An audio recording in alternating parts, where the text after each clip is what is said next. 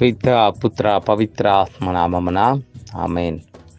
మృగంధముతో నాట్యముతో ఆయనను స్తుతింపుడు, తంత్రి వాయిద్యములతో పిల్లన గ్రోవితో ఆయనను స్తుతింపుడు అనే 150వ కీర్తన 4వ వాక్యంలో కీర్తనాకారుడు ద్వారా పలికిన ప్రభువా, ఉదయం మేల్కొనిన సమయం నుంచి ఇప్పటి వరకు మమ్మందరినీ ఆశీర్వదించి కాపాడినందులకు మీకే శతకోటి స్తుతి స్తోత్రములు.